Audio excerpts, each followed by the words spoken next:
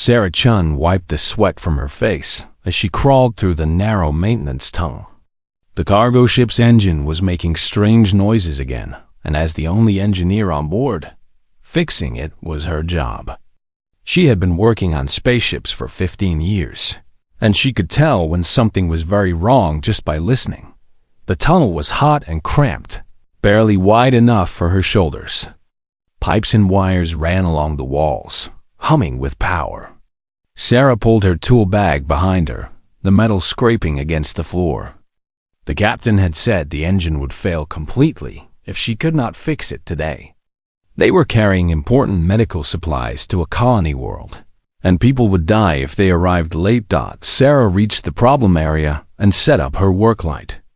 The main power coupling was loose, just as she had thought. It was an easy fix, but it had to be done carefully. One wrong move could cause a power surge that would destroy half the ship's systems. She was reaching for her wrench when the ship suddenly shook violently. The lights went out, and emergency red lighting came on. Through the ship's communication system, she heard the captain shouting orders to the crew. Something had hit them. Something big. The ship shook again, harder this time. Sarah heard metal tearing somewhere above her. Then came a sound that made her blood freeze, the high-pitched whine of hull breach alarms. The ship was coming apart. Sarah tried to crawl back toward the main corridor, but another violent shake threw her against the tunnel wall. Her head hit a pipe, and stars flashed in her vision. When she could see clearly again, she realized the tunnel behind her had collapsed. Twisted metal and broken pipes blocked her path. The emergency lights were flashing faster now. That meant the ship's computer thought they had less than 5 minutes before total hull failure. Sarah crawled forward, looking for another way out. The tunnel split into 2 directions. One led toward the engine room, the other toward the emergency escape pods. She chose the pods. As she crawled, she could hear the ship groaning and creaking around her. The artificial gravity kept cutting in and out, making her stomach flip. Somewhere in the distance, she heard an explosion. Sarah finally reached the escape pod bay. 3 pods were already gone. The rest of the crew had escaped. Only 1 pod remained, and she could see from its control panel that it was damaged. The navigation system was offline, and the communication array was sparking, but it was better than staying on a dying ship. Sarah strapped herself into the pilot's seat and started the launch sequence. The pod's small engines fired, pushing her away from the cargo ship. Just as it exploded in a ball of orange fire, the escape pod tumbled through space with no way to control its direction. Sarah tried to activate the emergency beacon, but the damaged communication system would not respond. She was alone in the darkness between stars, drifting in a broken pod with limited life support. After what felt like hours, but was probably only minutes, something appeared on the pod scanner. It was huge, much larger than any ship Sarah had ever seen. The pod's automatic systems locked onto it and began moving toward what they thought was a rescue vessel. As they got closer, Sarah could see that this was not like any ship she knew. Instead of smooth metal hull plates, it had organic curves that looked almost alive. Parts of it seemed to be made of some kind of dark, flexible material that moved slightly, as if it were breathing. Other sections were clearly metal and technology, but even those looked different from human designs. The escape pod found an opening in the strange ship and flew inside. Sarah felt the pod touch down with a soft bump. Through the small window, she could see she was in a large cargo bay filled with shadows. The air outside looked breathable according to her instruments, but she had no idea what might be waiting for her. Sarah gathered her tools and opened the pod door. The air smelled strange, like metal mixed with something organic she could not identify. The cargo bay was enormous, much bigger than anything on human ships. The walls curved upward and disappeared into darkness above her. She activated her portable scanner and began exploring. The floor beneath her feet felt strange. Not quite metal, not quite organic. It was warm and seemed to pulse slightly, like a heartbeat. When she touched the walls, they felt the same way. This ship was definitely not built by humans. Sarah found what looked like a corridor leading deeper into the ship. She had no choice but to explore. Her escape pod's life support would only last another day, and she needed to find either a way to repair her communication system or another way to call for help. The corridors were dimly lit by bioluminescent strips that glowed pale blue. They branched and curved in ways that made no sense to her engineer's mind. Everything seemed designed by someone who thought very differently from humans. As she walked, Sarah noticed scratches on the walls, deep gouges that looked like claw marks. Some were old and worn smooth, but others looked fresh. Something large and dangerous lived on this ship. Her scanner detected movement somewhere ahead of her. Multiple large creatures, all moving in her direction. Sarah's heart began beating faster. She looked around for somewhere to hide, but the corridor was empty except for some kind of maintenance access panel in the wall. From the darkness ahead came a sound that made her freeze with terror. It was a howl, deep and hungry, and completely alien. Then another howl answered it, and another. Whatever was coming for her, there was more than one of them, and they had found her scent. Sarah ran. Sarah ran down the strange corridor as fast as she could. Behind her, the howling got louder and closer. She could hear claws clicking on the floor and heavy breathing. Her scanner showed 6 large creatures chasing her, moving faster than any human could run. The corridor split ahead of her.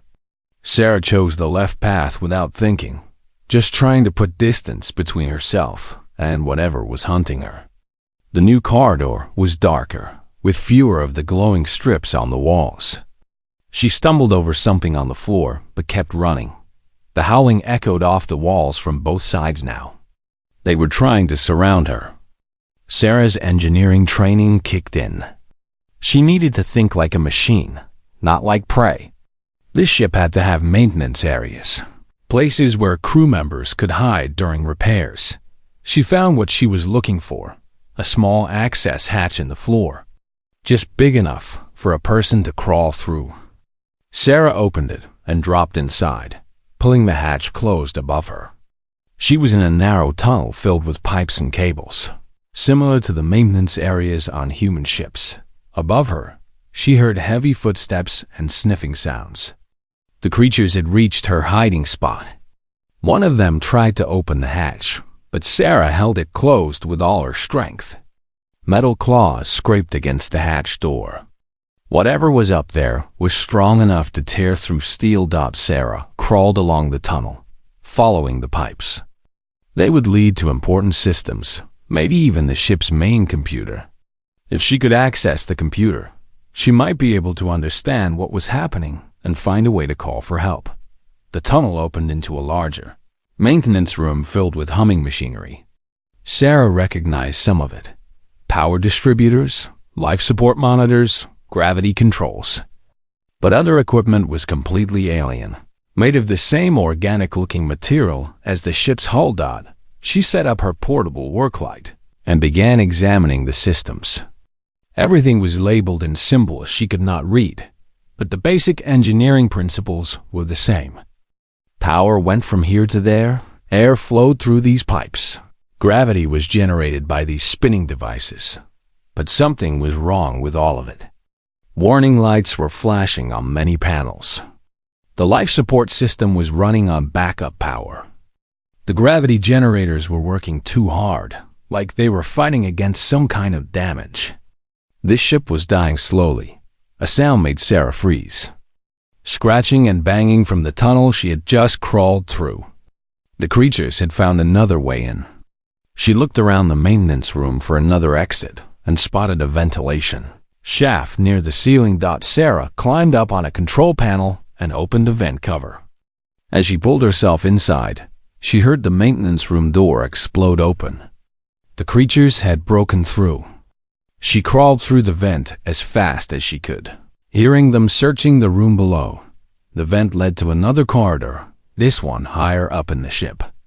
Sarah dropped down and found herself face to face with one of the creatures that had been hunting her. It was like nothing she had ever seen. Tall as a human but built like a wolf, with gray fur and powerful muscles. Its face was long with sharp teeth, and its eyes glowed yellow in the dim light. But what shocked Sarah most were the machines attached to its body. Cables ran from its skull into a device on its back. Metal plates covered parts of its arms and legs. Wires disappeared under its fur. The creature was a cyborg, part living being and part machine. But the technology was sparking and smoking. It was broken and causing the creature pain. That was why it was snarling and snapping its teeth. The damaged machines were hurting it. The creature lunged at Sarah, but she rolled sideways and ran again. Now she understood what she was dealing with. These were not wild animals. They had once been the crew of this ship, enhanced with technology to help them work with the organic systems. But something had gone wrong with their cybernetic implants, and the pain was driving them crazy. Sarah found herself in what looked like the ship's bridge. Large windows showed the stars outside. Control stations were arranged in a circle, designed for creatures with different body shapes than humans. Everything was covered in dust and looked like it had been abandoned for a long time. The pack found her there. All 6 of them entered the bridge from different directions, moving carefully now that they had her trapped. Their leader was bigger than the others, with more cybernetic implants and more damage. Sparks flew from the device on its head, and it shook its head in pain every few seconds. Sarah backed up against the main control station. She could see the creatures were suffering, but that did not make them less dangerous. The leader growled and took a step forward. Then Sarah noticed something that might save her life. One of the smaller creatures, a female with silver fur, had a cybernetic implant that was completely dead. No sparks, no power. While the others were aggressive and angry, this one seemed confused and scared. Without the broken technology causing her pain, she was thinking more clearly. The leader charged at Sarah. She dodged and grabbed her toolkit, pulling out her plasma cutter. The bright blue flame made all the creatures step back. They were afraid of the light and heat. "Wait!" Sarah shouted, though she knew they probably could not understand her. She pointed at the female with the dead implant. "I can fix that. I can stop the pain." The creatures did not understand her words, but they seemed to sense that she was trying to communicate. The leader growled a warning, but the female stepped forward. She could see that Sarah was pointing at her. Broken cybernetic. Sarah slowly reached into her tool bag and pulled out a neural interface cable, something used for diagnosing computer systems. The female creature watched carefully as Sarah showed her the cable, then pointed at the dead implant. Very carefully, Sarah approached the female creature. The others watched, ready to attack if she tried to hurt their packmate. Sarah connected the cable to her portable computer, then gently attached the other end to the creature's implant. Her computer screen lit up with error messages and diagnostic data. The implant's power cell was dead, and several connections had been damaged by electrical surges. It was a simple repair job, the kind of thing Sarah did every day, working slowly so the creatures could see she was trying to help. Sarah replaced the power cell and repaired the damaged connections. When she activated the implant, the female creature's eyes grew wide with surprise and relief. For the first time since Sarah had been on the ship, one of the creatures made a sound that was not a growl or howl. It was almost like speech, though in a language Sarah did not recognize. The female creature was trying to communicate. The pack leader looked confused and angry. His damaged implants were still causing him pain, making it hard for him to understand what was happening. But the other creatures were beginning to realize that the strange alien had helped. Their packmate. Sarah held up her tools and pointed at the leader's sparking implants. She did not know if they would trust her enough to let her help them. but it was the only chance she had to survive on this dying ship. The female creature with the repaired implant stepped between Sarah and the pack leader. She spoke in her own language, making sounds that were part growl and part something like human speech. Whatever she was saying, it made the leader stop and listen. Sarah watched as the female pointed at her own head, then at Sarah's tools, then at the leader's sparking implants. She was explaining that Sarah had fixed her pain, that she could fix the others too. The leader shook his massive head, sending more sparks flying from his damaged cybernetics. He was in too much pain to think clearly. Two of the other pack members were also backing away, their own malfunctioning implants making them aggressive and suspicious. But one of the younger males stepped forward. His implants were sparking badly, and Sarah could see burn marks on his fur where the electricity had hurt him. He looked at the female, then at Sarah, then lay down on the floor and rolled onto his back. He was showing that he trusted her. Sarah moved slowly toward the young male. The pack leader growled a warning, but the female creature spoke sharply to him. Sarah could not understand the words, but the meaning was clear. Let her help. The young male's implants were in worse condition than the female's had been. Multiple power cells were dead, and the main neural interface was completely fried. Sarah had to remove the entire unit and rebuild it with parts from her toolkit. While she worked, the female creature watched carefully. When Sarah pointed to different tools, the female would pick them up and hand them to her. She was learning to be an assistant, just like the human engineers Sarah had worked with on other ships. It took almost an hour to fix the young male's implants. When Sarah finally powered them back up, the change in him was dramatic. The angry snarls stopped immediately. His glowing eyes became calm and intelligent. He sat up and looked around as if seeing the bridge clearly for the first time in years. The young male said something to the pack leader in their language. His voice was different now, more controlled and thoughtful. The leader replied angrily, but Sarah could tell he was confused. His pack mates were changing, becoming more like their old selves, and he did not understand why. Sarah pointed at the leader's implants and held up her tools. She spoke slowly and clearly, even though she knew he probably could not understand her words. I can help you too. I can stop the pain. The leader stepped back and bared his teeth. But one of the other pack members, an older male with gray fur, came forward. His implants were not sparking as badly as the others, but Sarah could see they were still causing him discomfort. As Sarah worked on the older male's cybernetics, the female creature began examining her tools. She picked up a scanner and turned it over in her hands, studying how it was made. When Sarah showed her how to use it to check the implant connections, the creature learned quickly. She was remembering skills she had known before the malfunctions. The older male's repair was easier than the others. His implants were older and simpler, designed to be maintained rather than replaced. Sarah just needed to clean the connections and update the software. When she finished, the older male stood up and spoke to the pack leader in a voice that sounded wise and calm. Now 3 of the 6 pack members had been repaired, and they were all trying to convince their leader to trust Sarah. The leader was still in pain and confused, but he was beginning to listen. His damaged implants were making it hard for him to think, but he could see that his pack mates were happier and healthier. Sarah realized that these creatures were not just random cyborgs. They had been a team, probably the crew that operated this biomechanical ship. The female might have been an engineer like herself. The young male could have been a pilot or navigator. The older male seemed like he had been some kind of advisor or teacher. One of the 2 remaining pack members, a creature with dark fur and multiple cybernetic limbs, finally came forward.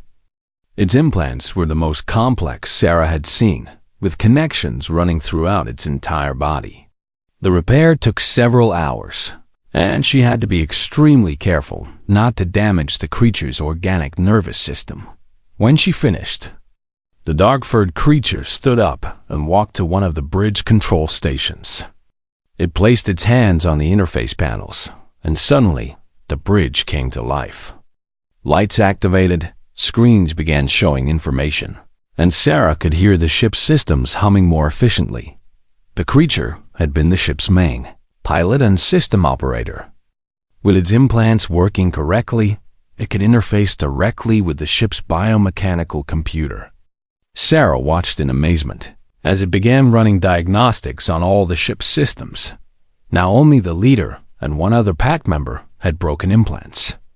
The repaired creatures surrounded their leader, speaking to him in their language. Sarah could see he was weakening. The constant pain from his malfunctioning cybernetics was exhausting him. The female creature came to Sarah and pointed at her scanner. She took it and showed Sarah something on the display that made her gasp. The leader's implants were not just malfunctioning, they were killing him. Electrical feedback was damaging his brain tissue. If Sarah did not fix them soon, he would die. Sarah approached the pack leader carefully. He was barely able to stand, and sparks from his implants were coming faster now. She spoke gently to him, the way she would talk to a frightened animal. "I know you don't trust me," she said. "But your pack does. They know I'm trying to help. Let me fix this before it's too late." The leader looked at his packmates, then at Sarah. For the first time, she could see past the pain and anger in his eyes. There was intelligence there, and sadness, and terrible exhaustion. He slowly lowered his head, giving her access to his damaged implants. The leader's cybernetics were the most complex of all. He had neural interfaces that connected to every major system on the ship. But the damage was extensive. Several circuits had burned out completely, and the main processor was overheating. As Sarah worked, the other pack members watched anxiously. This was their leader, their alpha, and his life was in the hands of an alien they had been trying to hunt just hours before. The repair took all night. Sarah had to rebuild entire sections of the neural interface using parts from her own equipment.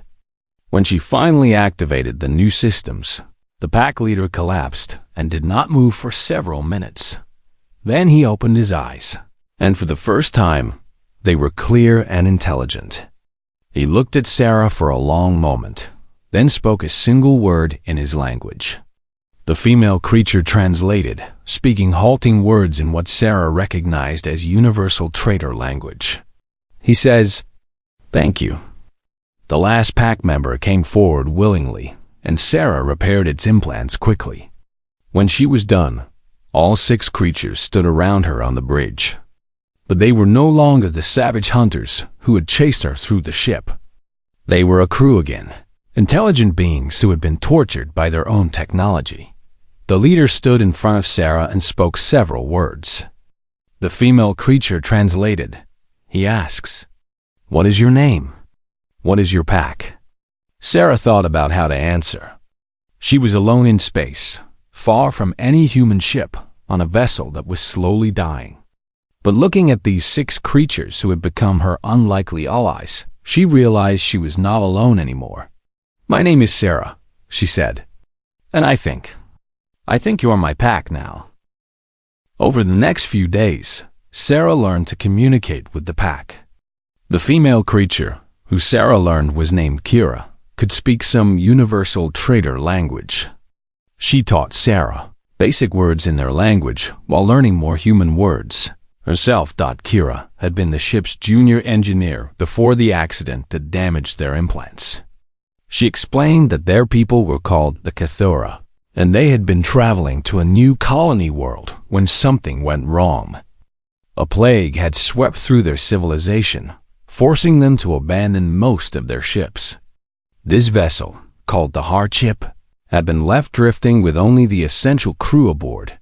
The pack leader's name was Vex. Before the implant damage, he had been the ship's captain and the pack's alpha.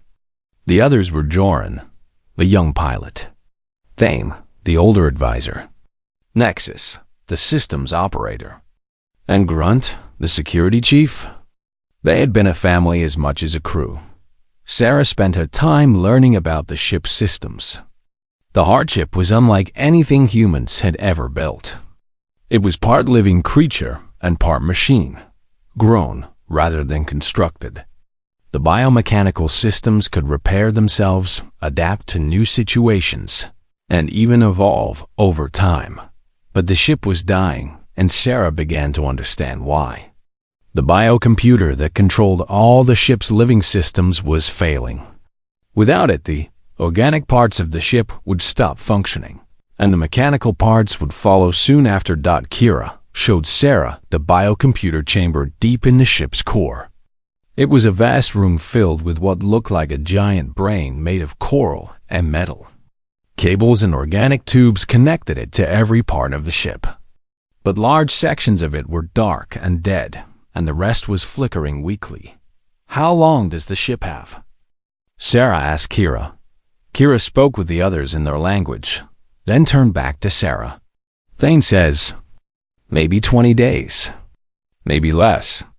When biocomputer dies completely, ship dies too." Sarah studied the failing biocomputer with her scanner. The readings made no sense at first, but gradually she began to understand what she was seeing. The biocomputer needed a specific type of neural input to function properly, like a brain that required certain kinds of thoughts to stay alive. The Kithara could provide some of the needed neural patterns through their implants, but not all of them.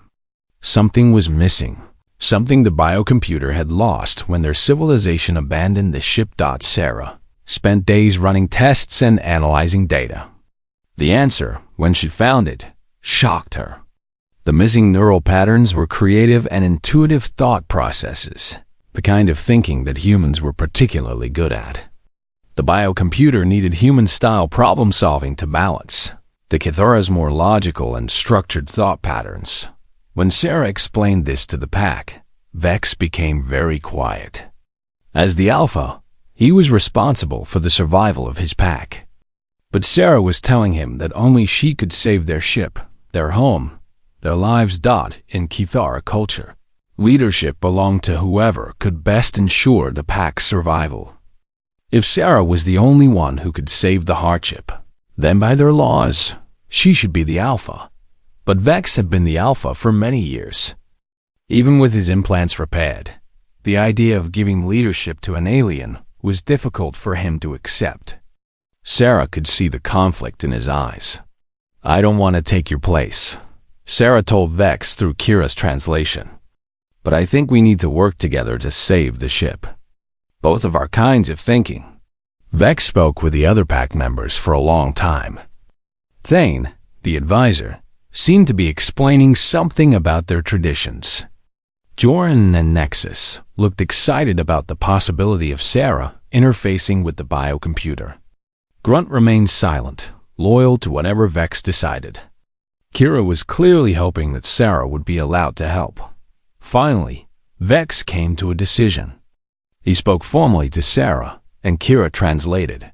"He challenges you to prove your worth as Alpha. Not through combat, but through engineering skill. You must interface with the biocomputer and show that you can truly help it heal." Sarah nodded. She had expected this. "What if I succeed?" "Then you become Pack Alpha," Kira said. "And he becomes your Beta, your second in command." "And if I fail?" Kira looked sad. "Then we all die when ship dies. But you will have tried to save us. That makes you worthy to die as part of our pack." Sarah spent 2 days preparing for the interface attempt. She studied every piece of data about the biocomputer and practiced with smaller organic systems throughout the ship. Kira helped her understand how Kithara neural implants worked, and together they modified one of Sarah's diagnostic tools to serve as a temporary interface. The day of the test came. All 6 pack members gathered in the biocomputer chamber to witness the attempt. Sarah connected her modified tool to one of the biocomputer's interface points and activated the neural link. The sensation was unlike anything Sarah had ever experienced. She could feel the ship's thoughts, its memories, its pain. The biocomputer was not just a machine. It was a living mind that had been slowly dying of loneliness and confusion. Through the link, Sarah could sense what the ship needed. It had been created to serve the Kithara people, but when they abandoned it, it lost its sense of purpose. The technical problems were just symptoms. The real issue was that the ship was depressed, giving up on life because it felt unwanted and useless. Sarah began sharing her own thoughts and emotions with the ship. She showed in her memories of working on other vessels, her love of engineering and problem-solving, her excitement at discovering new technologies. She shared her feelings about the Kithara Pack, how they had become her family in just a few days. The biocomputer responded to her thoughts like a flower opening to sunlight. The dark sections began to flicker back to life. Organic circuits that had been dormant for months started pulsing with new energy. But Sarah realized that this was just the beginning. Healing the ship would take time and constant work. The biocomputer needed regular contact with minds that could provide the creative and intuitive thinking it required. When Sarah disconnected from the interface, she found Vex waiting for her. The pack leader looked at the monitoring displays, which showed the biocomputer's improved condition. Then he looked at Sarah. Vex knelt down and spoke formal words in the Kithara language. Kira translated with tears in her eyes. "You have proven your worth. The ship accepts you as Alpha. The pack accepts you as Alpha. I pledge to serve you as Beta, to follow your leadership, and to protect our pack family with my life." The other pack members came forward one by one and made the same pledge. Sarah was now the Alpha of a Kithara pack, the leader of beings from another species, on a ship that was part living creature. But she had also become something else, the bridge between human creativity and Kithara technical skill, the missing piece that the biocomputer needed to truly heal and thrive. As she stood in the biocomputer chamber, surrounded by her new pack, Sarah felt the ship's mind brushing against hers. It was no longer dying and alone. It had found new purpose as the home of something unprecedented, a hybrid crew of two species working together as one family. The real work of healing the ship could begin. Sarah spent the following weeks working with the biocomputer every day. Each time she connected to its neural interface, she learned something new about the ship and about herself. The biocomputer was not just intelligent, it was wise, ancient, and full of memories that went back thousands of years. Through her connection with the ship's mind, Sarah began to understand the true history of the hardship. It had not been built by the Kithara. It was a Kithara, one of their ancient ancestors who had volunteered to become a living starship to help preserve their species during a great disaster. Long ago, the ship being's name was Anima, and she had been drifting alone for decades since her people abandoned her during the plague crisis. She had slowly been dying of heartbreak, unable to fulfill her purpose of protecting and nurturing the Kithara people. But Sarah's presence had changed everything. Through her neural link with Anima, Sarah provided the creative and intuitive thinking that balanced the Kithara crew's logical and structured minds. This combination was exactly what Anima needed to feel whole again. Kira worked closely with Sarah, learning human engineering techniques while teaching Sarah about biomechanical systems. Together, they developed new ways to maintain and improve the ship's living components. Kira was brilliant, and Sarah was proud to have her as both student and teacher. Joran learned to pilot the ship using both Kithara methods and human navigation techniques. With Sarah's creative input through the neural link, Anima could now travel routes and perform maneuvers that no other ship could manage. They had become the most advanced vessel in known space. Thane spent long hours with Sarah, teaching her about Kithara culture and law. He helped her understand her new responsibilities as Pack Alpha and how to lead beings whose instincts and traditions were very different from human ones. Nexus worked with Sarah to upgrade all of the ship's systems. By combining human creativity with Cathara biotechnology, they created improvements that neither species could have developed alone. The ship was not just healed, it was evolving into something better than it had ever been. Grunt became Sarah's protector and enforcer. Though he rarely spoke, he watched over the pack with fierce devotion.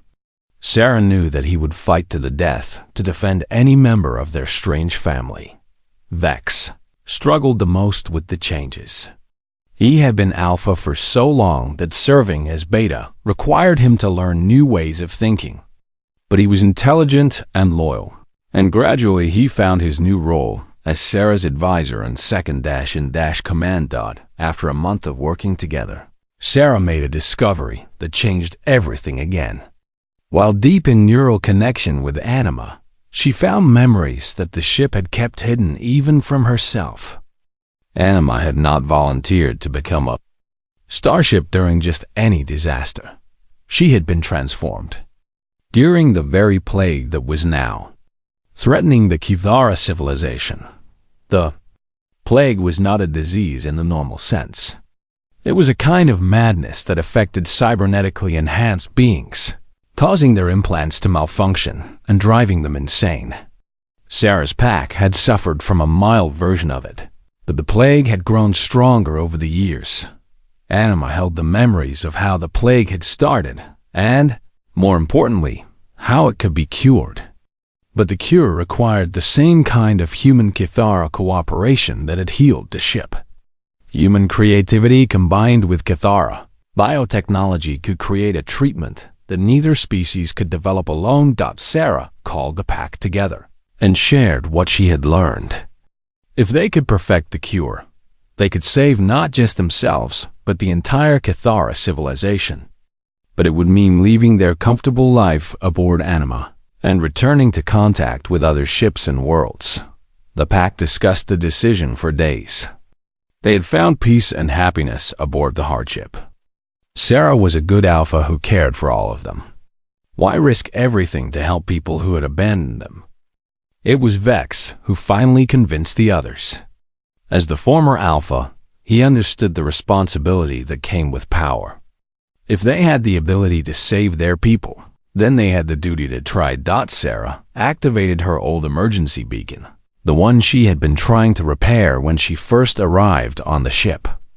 Within hours, they received a response from a human patrol vessel. But when the rescue ship arrived, Sarah surprised them. "I'm not coming back," she told the human captain over the communication link. "I have a new crew now, and we have important work to do." The captain was confused but not hostile. Sarah explained that she was working with a group of alien refugees to develop medical treatments for their people. It was partly true, even if it was not the complete story. Over the following months, Sarah and her pack traveled to Cathara colonies throughout the galaxy. At each world, they worked with local doctors and engineers to adapt a cure for different populations.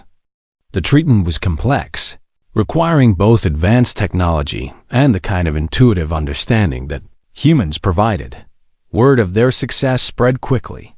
Soon, delegations from the Cathara government were asking to meet with the strange hybrid crew that had solved their greatest crisis. Sarah found herself serving as an ambassador between species, helping humans and Cathara understand each other. The pack stayed together through all of it. They had become something unique in the galaxy, a family that crossed species lines, bound together by mutual respect and love rather than biology or tradition. Anima was their home, Sarah was their Alpha, and they were explorers of new possibilities. Years later, Sarah stood in Anima's biogarden, watching Kira teach a group of young Cathara how to work with both organic and mechanical systems. The garden was full of plants from dozens of worlds, a living symbol of the cooperation they had built. Anima's voice spoke directly into Sarah's mind through their neural link. "Thank you, daughter Alpha. You gave me purpose again. You gave us all purpose." Sarah smiled and placed her hand on the ship's living wall. Through the connection, she could feel the contentment of her packmates throughout the ship. Vex was on the bridge, planning their next mission. Joanne was in the pilot chamber, dreaming of new star routes to explore. Thane was in his library, writing the history of their unique family. Nexus was upgrading the ship systems again, always finding ways to improve their home. Grunt was patrolling the corridors, making sure everyone was safe. They were no longer just survivors. They were pioneers, showing the galaxy what was possible when different species worked together with respect and understanding. Sarah had started as prey being hunted through dark corridors. Now she was the alpha of the most unique family in known space. The stars ahead held infinite possibilities, and they would explore them together. In the garden's soft light, surrounded by the peaceful hum of a living ship and the quiet sounds of her pack family. Sarah Chun, former human engineer, current Cathara Pack Alpha, bridged between species, smiled, and looked forward to tomorrow's adventures.